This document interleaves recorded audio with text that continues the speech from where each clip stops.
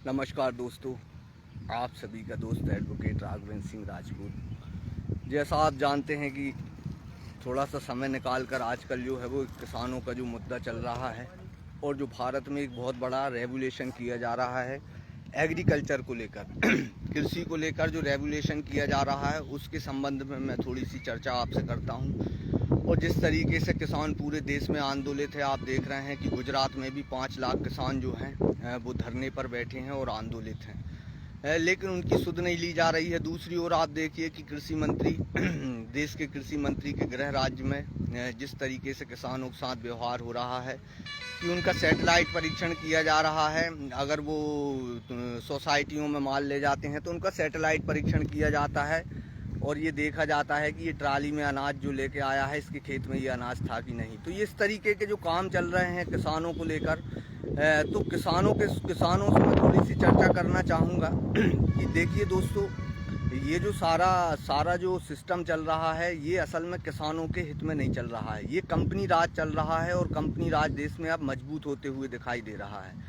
आप देख रहे होंगे कि जंगलों से आदिवासियों को भगाया जा रहा है, या जो अरावली का जो मैटर हुआ और जिस पर कोर्ट ने के आदेश के साथ उसको उत्खनन करने की कोशिश की, लेकिन जब जनता खड़ी हुई तो वो कैंसिल हुआ। तो आप देखेंगे कि रोड्स हों, पोर्ट्स हों, एयरपोर्ट्स हों, जंगल हों, जल जंगल और ज़मीन, मतलब कि अगर हम सीधी भाषा में कहें तो इस समय जो है वो जल जंगल ज़मीन को कंपनीवाद लेना चाहता है कि जो कंपनियां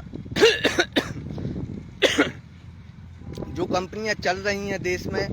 आप देखिए कि हमारा पूरा रोडवेज का जो पूरा सिस्टम है, नेशनल हाईवेज का जो पूरा एक जाल था, आप जब उस जाल पे नज़र डालेंगे 2014 के बाद तो आप देखेंगे कि हमारा सारा का सारा रोड नेटवर्किंग सिस्टम जो है वो कंपनियों के हाथों में चला गया है। और न सिर्फ कंपनियों के हाथों में चला गया है बल्कि कंपनियां उन पर वसूली कर रही हैं। आप देखिए कि हर 60 किलोमीटर पर टोल वसूला जा रहा है। तो ये प्राइवेटीकरण, ये कंपनीवाद है। आप देखिए सारे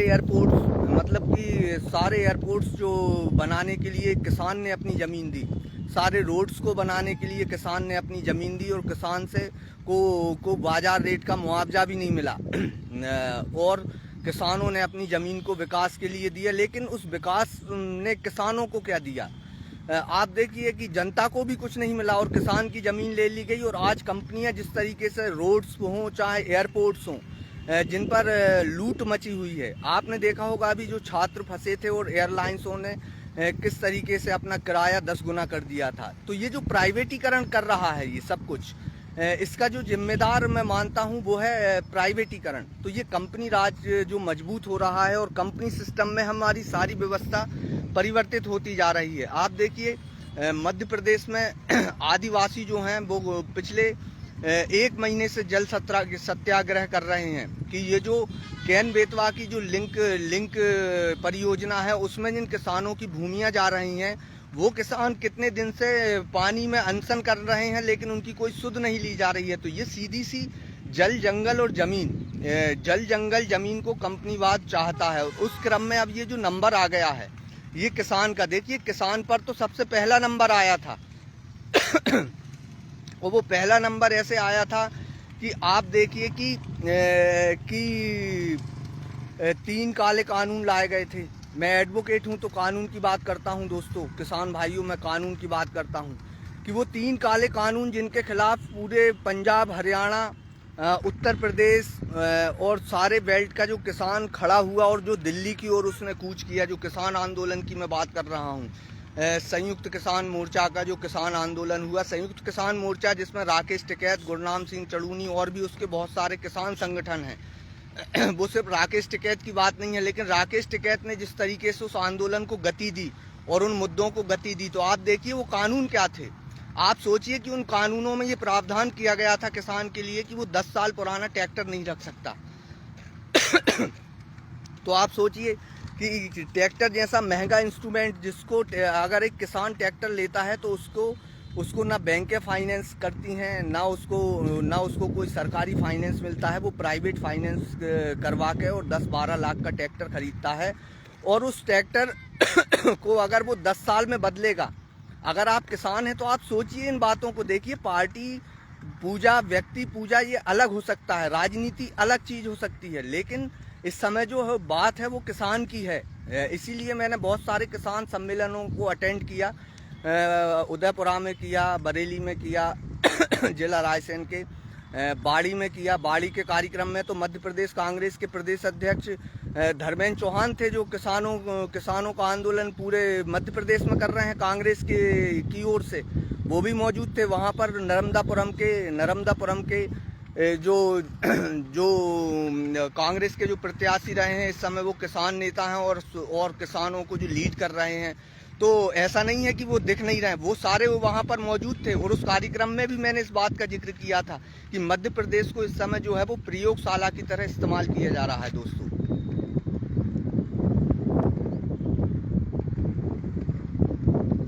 थोड़ा सा दोस्तों अब मैं फ्रेंड्स को जोड़ने की कोशिश करता हूँ, इनवाइट कर रहा हूँ कुछ लोगों को। तो आप देखिए कि मतलब किसानों के साथ कितना बड़ा अन्याय था कि 10 साल पुराना ट्रैक्टर अगर वो बदलता किसान, तो उस किसान की जो कमाई है उसकी, जो उसको आज एमएसपी में वैसे ही घाटे में जा रहा है, तो आप सोचिए कि कितना बड़ा कंपनियों को, ट्रैक्टर कंपनियों को फायदा होता और किसान के उत्पादन का जो उसको मूल्य मिलता उसका बहुत बड़ा हिस्सा जो है वो ट्रैक्टर कंपनियों को चला जाता, क्योंकि हर 10 साल में ट्रैक्टर बदलाते इस देश में। उसके बाद उन 3 काले कानूनों में दूसरा क्लॉज जो डाला गया था वो ये डाला गया था कि कॉन्ट्रैक्ट फार्मिंग होगी, कि मतलब किसान जिस कंपनी से कॉन्ट्रैक्ट करेगा और कंपनियों को ठेके दिए जाएंगे, जोन बनाकर, जिले बनाकर कंपनियों को ठेके दिए जाएंगे खेती के लिए, और वहाँ पर उस कंपनी किसानों के साथ कॉन्ट्रैक्ट करेगी। और अगर उस कॉन्ट्रैक्ट में किसान और कंपनी के बीच में अगर किसी प्रकार का विवाद हो जाता है तो किसान कोर्ट नहीं जा सकता, उसको सिर्फ एसडीएम न्यायालय में ही सुलझाया जाएगा। तो अब आप सोचिए कि मतलब किसान को सिविल कोर्ट जाने के अधिकार से वंचित कर दिया, जो कि उसका मूल अधिकार है किसान का। आप सिर्फ इसलिए उस किसान हैं क्योंकि उस भूमि के आप भूमि स्वामी हैं, तो आपको कोर्ट जाने का अधिकार संविधान देता है। तो उस अधिकार को भी आप देखिए कि उन काले कानूनों में क्लॉज डालकर किस तरीके से खत्म किया जा रहा था कि आपके भूमि स्वामी होने का हक सिर्फ एसडीएम के ही यहाँ पर आकर वो दम तोड़ देता। तो इस तरीके के जो काले कानून लाए जा रहे थे कि कंपनियां फिर उन क्षेत्रों में बीज का कानून, अभी भी मुझे सूचनाएं मिलती रहती हैं कि जो नया सीड बिल भी एक आने वाला है किसानों के लिए, सीड बिल आने वाला है जिसमें कॉन्ट्रैक्ट फार्मिंग करने वाले क्षेत्रों में और कई क्षेत्रों में कि कंपनियां जिन बीजों को घोषित कर देंगी अगर वो किसान के खेत में मिले, कि हमारा उस कंपनी से अगर कॉन्ट्रैक्ट नहीं है और अगर वो बीज जो कंपनी ने घोषित किया है वो अगर हम मंडी में ले जाते हुए पाए गए और बिना कॉन्ट्रैक्ट के, कागज के, तो उस किसान पर कानूनी कार्रवाई होगी। तो इस तरीके के जो कानून थे, आप सोचिए कि कितना डिजास्टर, मतलब कि किसान को किस तरीके से मिटाने की मतलब कोशिश की जा रही थी उन 3 काले कानूनों में। लेकिन जैसा मैं कहता हूं कि ये महात्मा गांधी का देश है, ये भगत सिंह का देश है, ये चंद्रशेखर आज़ाद का देश है, और इस देश ने बहुत बड़े बड़े किसान नेता भी दिए हैं। राकेश टिकैत का पूरा परिवार जो है वो एग्रीकल्चर पर ही मतलब आंदोलन या जो भी मुद्दे उठाते हैं। भारतीय किसान यूनियन और बहुत सारे किसान संगठन हैं जो इन मुद्दों पर बराबर अपनी बात रखते हैं। उसमें से एक टीम किसान संघ की भी है। तो ये जो सारे कानून लाए जा रहे थे उनको किसानों ने समझा, और हरियाणा और पंजाब से जो किसान चला उन 3 काले कानूनों के खिलाफ, तो आप देखिए कि उस किसान के रास्ते रोके गए, कि पंजाब से हरियाणा की बॉर्डर पर रोका गया, हरियाणा से दिल्ली की बॉर्डर पर रोक दिया गया और किसान को दिल्ली में प्रवेश नहीं दिया। अब आप सोचिए कि अगर आप किसान हैं, आप 1 मिनट के लिए ये सोचिए कि आप किसी पार्टी के नहीं हैं, तो आप अगर किसान हैं तो आप बताइए कि आपको आपकी राजधानी, आपके देश की राजधानी दिल्ली में जाने का अधिकार है कि नहीं है? जंतर मंतर पर अधिकार है कि नहीं अपनी मांगों को रखने का? उस मांग के चलते हुए आप देखिए कि किसानों को रोका गया, स्टेटों की सरकारों ने रोका, जो केंद्र में जो सरकार थी और यही सरकारें थी, मतलब हरियाणा में मनोहर लाल खट्टर की सरकार थी, और जिस तरीके से किसान को रोका गया कि उसको दिल्ली में प्रवेश नहीं दिया। फिर आपने देखा होगा उस आंदोलन में कि किस तरीके से 26 जनवरी को किसानों को रास्ता भटकाया गया, कि जिस जगह से उनकी परेड को गुजरना था उस रास्ते पर बैरिकेड खड़ी कर दिए गए और दूसरा रास्ता जहां उन्हें नहीं जाना था उस रास्ते को खोल दिया गया और उसके बाद किसानों की पीठों पर लाठियां चलाई गई दोस्तों। वहां पर गोलियां चली 26 जनवरी के दिन। पंजाब के एक जाबाज किसान के बच्चे ने उसमें कहा गया आप खालिस्तानी हैं, आप आतंकी हैं, आप गुंडे हैं, आप लोकतंत्र को सॉरी दोस्तों थोड़ा सा चला गया था नेटवर्क। तो इस तरीके से किसानों को संबोधित किया गया वहां पर। तो अब आप सोचिए इन बातों को कि किसान के साथ क्या किया जा रहा, और ये सब कंपनी राज के चलते। तो उन 3 काले कानूनों पर दिल्ली के बाहर भी किसान बैठा कि आपने उसको दिल्ली में नहीं जाने दिया, उसको 26 जनवरी गणतंत्र दिवस के दिन पुलिस से पिटवाया, उसकी शहादत हुई इस देश में एक किसान के बच्चे की। उसके बाद भी किसान अड़ा रहा क्योंकि ये 3 काले कानून नहीं थे, ये कानून नहीं थे, ये किसान को कंपनियों के हवाले सौंपने की पूरी तैयारी थी अगर आप इसको कानूनी रूप से देखेंगे। तो उस आंदोलन में इतनी ताकत थी कि उस समय पूर्ण बहुमत की सरकार को उन्होंने झुकाया और उन 3 काले कानूनों को वापस लिया गया। ये किसान ने उसको रोक दिया था कंपनीवाद को। अब ये दूसरे तरीके से लाया जा रहा है। अब ये दूसरे तरीके से ऐसा लाया जा रहा है कि ये जो अमेरिका से ट्रेड डील हुई है, इस पर मैं फेसबुक पर आपसे इसलिए चर्चा करता हूँ, वीडियो जरूर लंबा होता है लेकिन आपको इन चीज़ों की जानकारी होना चाहिए, ऐसा मैं मानता हूँ। तो आप देखिए इस ट्रेड डील में क्या कहा गया है। इस ट्रेड डील में कहा गया है कि अमेरिका के साथ फ्री ट्रेड होगा। फ्री ट्रेड का आप मतलब समझ रहे हैं, बड़े शब्द बड़े घुमाकर और बड़े इम्प्रेशन से बोले जाते हैं टेलीविज़न चैनलों पर कि फ्री ट्रेड कि मतलब हम अमेरिका के बराबर ट्रेड करेंगे, कि हमारे माल पर भी कोई आयात शुल्क नहीं लेगा और हम उसके माल पर भी कोई आयात शुल्क नहीं देंगे। तो अब आप देखिए इसमें क्या है, इसमें किसान के साथ क्या किया जा रहा है। इसमें एग्रीकल्चर सेक्टर को खोल दिया, भारत के कृषि बाजारों को, कि भारत की मंडी में जो मंडियां बनी हुई हैं, आप समझिए कि ये आपकी विरासत है। ये जो मंडी सिस्टम है ये आपकी मंडी की भूमि, मंडी का प्लेटफॉर्म किसान का है। उस प्लेटफॉर्म पर व्यापारियों को रोकने के लिए कि किसान का माल कौन खरीदेगा, उन व्यापारियों को वहां से हटाने के लिए ये ट्रेड डील में ये कहा गया है कि अमेरिका से सस्ता मक्का आएगा, सस्ता गेहूं आएगा, 0 आयात शुल्क पर कपास आएगा। अब ये कहाँ से आएगा, ये अमेरिका से आएगा। तो अमेरिका की एग्रीकल्चर को आप समझें तो वहाँ तो 15-15, 20-20 हज़ार एकड़ के फार्म हाउसेज हैं।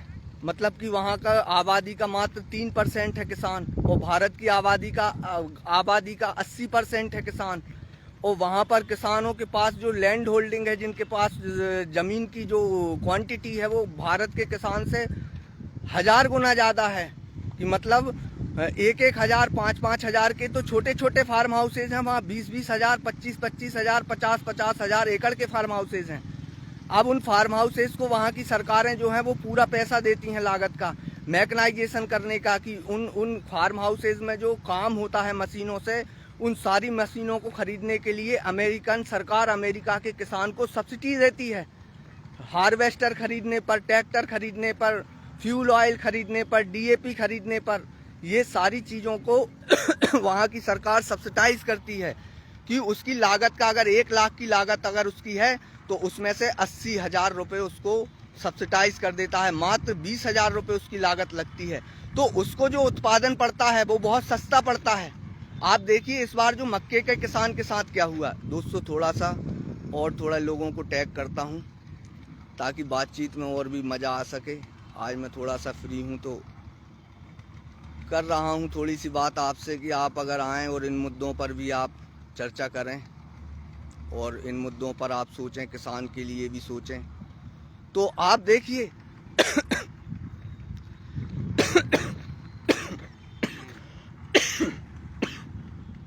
आप देखिए दोस्तों कि जब सस्ते प्रोडक्ट जब आएंगे वहाँ से बनके और हमारे बाज़ारों पर जब वो काबिज होंगे तो भारत का किसान का बाज़ार कहाँ जाएगा।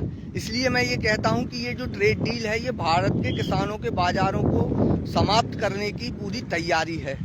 अब इसको किसान को समझना है। अब वो पार्टी आपके प्रेम में ना समझे या पार्टी से नफरत में ना समझे। एक से प्रेम करोगे, एक से नफरत करोगे, किसान बन के नहीं सोच सकते भाई। किसान बन के सोचो आप।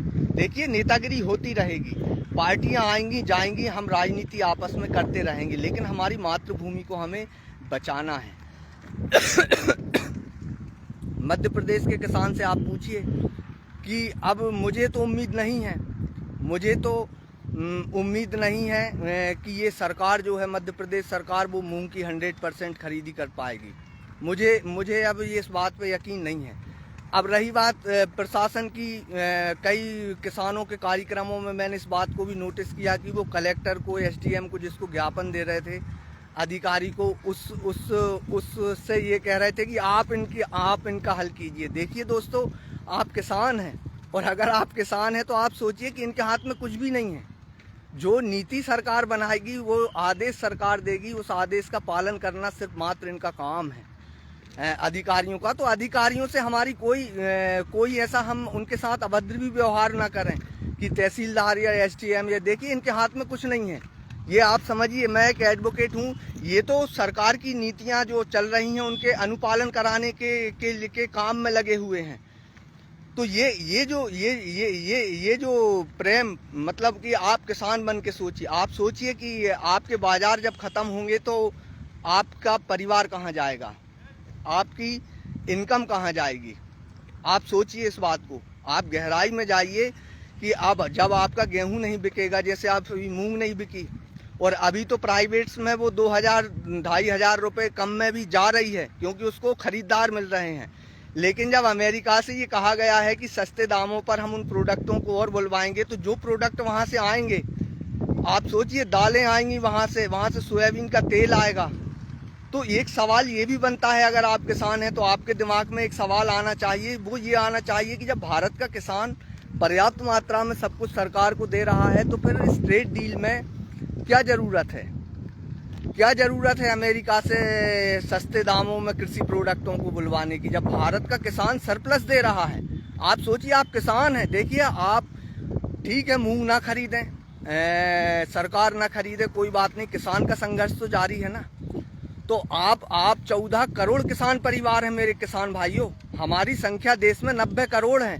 बस एक शर्त है, वो शर्त ये है कि इस संघर्ष में हमारी जो पहचान है वो ना हिंदू होना चाहिए ना मुसलमान होना चाहिए। इस संघर्ष में जो हमारी पहचान होना चाहिए वो किसान होना चाहिए, क्योंकि ये मातृभूमि को बचाने का संकट जो कंपनी राज में अब जो शुरू हो गया है, कंपनी राज में जैसा मैं आपसे कह रहा हूँ कि हमारी भूमि को बचाने का जो संघर्ष है वो संघर्ष शुरू हो गया है। अगर इस ये ट्रेड डील वो 3 काले कानूनों का दूसरा रूप है। आप अगर किसान हैं तो अगर आपको लगता है कि इस ट्रेड डील से किसान को फ़ायदा है, अगर आप, हो सकता है कि आप जो लोग ये ट्रेड डील कर रहे हैं आप उनके प्रशंसक हों या फिर उनके मतलब उनका करना सही समझ रहे हो, तो वो कमेंट्स बॉक्स में आएँ। आपका स्वागत है, मैं आपका स्वागत करता हूं। और आप मुझे इस ट्रेड डील में एक सवाल का जवाब दीजिए कि जब सस्ते दामों पर ये चीज़ें आएंगी तो भारत का किसान कहां जाएगा, उसको फ़ायदा कैसे होगा, ये भारत के फ़ायदे का सौदा कैसे है।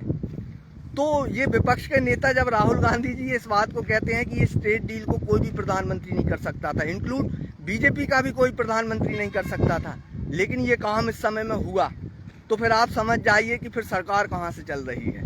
तो ये जो कंपनी राज है, जैसा मैंने आपको बताया, सारे पोर्ट, सारे एयरपोर्ट्स, ये सारी चीज़ें जो पूरा स्ट्रक्चर खड़ा है, ये किसान की भूमि पर खड़ा है, जिसके लिए किसान ने सब कुछ झेला है, विस्थापन झेला है, बर्बादी झेली है। आप देखिए कि अभी जो मध्य प्रदेश के कांग्रेस के नेता जीतू पटवारी जी हैं, ये भी एक सवाल अच्छा उठा रहे थे। मुझे उनका एक सवाल बड़ा अच्छा लगा, जिस तरीके से उनने नर्मदा जी का ये मुद्दा उठाया, ये जो सरदार सरोवर बांध की जो कैपेसिटी से, आप देखिए मध्य प्रदेश के हजारों परिवार विस्थापित हो गए, उनको मुआवजा नहीं मिला उस जमीन का। वो जो किसान थे 20-20, 25-25 एकड़ के, उन किसानों की कोई विस्थापन नीति नहीं हुई। और मध्य प्रदेश के मतलब 500-700 गांव, 1000 गांव कम से कम उसकी सारी भूमि किसानों की उसमें पानी में डूब गई। कि पानी का इस्तेमाल गुजरात करेगा और मध्य प्रदेश में जो भूमि डूबी किसानों की, उनके मुआवजे में भी इस समय मध्य प्रदेश की वर्तमान सरकार ने उसमें भी मान के चलिए सौदेबाजी कर ली कि 7,000 कुछ करोड़ का मान चलो वो आना था मुआवजा, तो उसको भी 5 के समथिंग कर दिया है। तो आप सोचिए कि किसान ने इस देश को क्या नहीं दिया। क्या एयरपोर्ट जिस जमीनों पर बने हैं वो किसान की नहीं थी? और किसान को क्या हमेशा सही मुआवजा मिला? नहीं मिला। कई बार किसान विस्थापित हुआ इस देश में, और किसान के विस्थापन से जो भूमियाँ छुड़ाई गई, जो भूमियाँ ली गई, उन भूमियों पर आज सुनो सारे पूंजीपतियों के सारे स्ट्रक्चर खड़े हुए हैं। वो जमीन किसान की है। इसलिए मैं कहता हूं कि हमारी पहचान इस संघर्ष में न धर्म होना चाहिए, न जाति होना चाहिए। हमारी पहचान सिर्फ किसान होना चाहिए। देखिए, किसान बनकर हमको लड़ना है। अब आप देखिए, आप चोरी की अगर बात कर रहे हैं तो आप देखिए कि बच्चों के पेपर चोरी हो रहे हैं, बच्चों के पेपर चोरी हो रहे हैं, विद्यालयों में रोजगार के परीक्षाएं चोरी हो रही हैं, युवाओं का रोजगार चोरी हो रहा है, बैंकों से पैसा चोरी हो रहा है, मंदिरों से चंदा चोरी हो रहा है, और ऐसा कहा जा रहा है कि देश में चुनाव चोरी हो रहा है। तो इस बात को आप समझिए। इसमें हमारे बच्चों का, हमारे किसानों का सारा भविष्य दांव पे लगा है इस ट्रेड डील पर। तो इस ट्रेड डील को रोकना किसान की पहली प्राथमिकता, क्योंकि 14 करोड़ किसान परिवार प्रभावित होंगे, मतलब 90 करोड़ की आबादी इसमें प्रभावित होने वाली है। तो आप सोचिए कि ये कंपनी राज से हमारा पूरा संघर्ष है दोस्तों। ये किसी पार्टी से नहीं है, ये हमारा नीतियों के खिलाफ हमारा संघर्ष है। तो नीतियों पर एकजुट हों आप, कि इन नीतियों को जो कमजोर करेगा, जो हटाएगा और किसान के हित में नीति बनाएगा, जैसे MSP गारंटी का कानून, कि ठीक है आप नहीं खरीद पा रहे हैं तो आप एक कानून सारी विधानसभाओं से और सारी लोकसभा से आप पारित करें, और उसमें ये लिखा जाए कि किसान की बोली जो है वो सरकारी मूल्य से ऊपर लगेगी मंडियों में।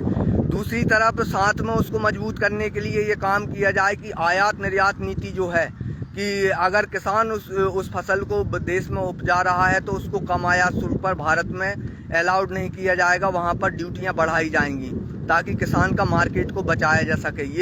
ये मेन मुद्दा है MSP की। दूसरा, बैंकों के दरवाजे खोले जाएं, किसान को एजुकेशन लोन दिए जाएं, किसान को होम लोन दिए जाएं घर बनाने के लिए, किसान को सारे मैकेनाइज करने के लिए, खेती को जो भी सुविधाएं चाहिए उसको, ट्रैक्टर लेना है, रोटोवेटर लेना है, ट्राली लेना है, इन सब पर एक सरकारी फाइनेंस की पूरी व्यवस्था का सिस्टम होना चाहिए। ये मांगे हैं किसानों की, तो हमें इन मांगों पर आगे बढ़ना होगा दोस्तों। ये सारी मांगों को हमें आगे बढ़ाना होगा। इसीलिए मैं कहता हूँ ये पार्टी का नहीं, ये किसान के अधिकारों का संघर्ष है, और इस संघर्ष को हमें निरंतर आगे बढ़ाना होगा।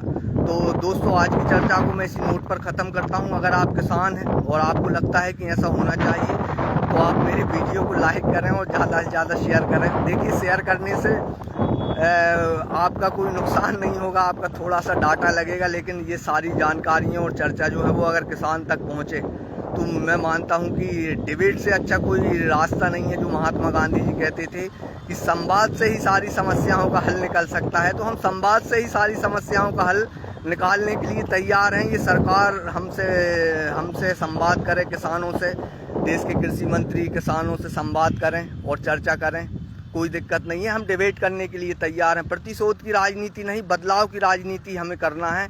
और राजनीति में जो सारा दुष्प्रचार घुस गया है, इसको भी कम करने की हम कोशिश करेंगे। इसलिए हमें ओरिजिनल संघर्ष करना है। तो दोस्तों, आप ज़्यादा से ज़्यादा शेयर करें और लोगों तक ये बात पहुंचाएं। तो आपके क्षेत्र में और क्या हो रहा है, और आप एग्रीकल्चर सेक्टर में क्या सुधार चाहते हैं, तो आप कमेंट्स में दें। आप कमेंट्स भी किया करें, आप अपने सुझाव भी दिया कीजिए, आप मेरे सुझाव और मेरे सुझावों की आलोचना भी किया कीजिए। तो वो भी ठीक है, कम से कम आलोचना से भी बहुत कुछ सीखने को मिलता है दोस्तों। इसी नोट पर ख़त्म करता हूं। तो ज़्यादा से ज़्यादा शेयर करें प्लीज़। नमस्कार, धन्यवाद। जय जवान, जय किसान, जय संविधान।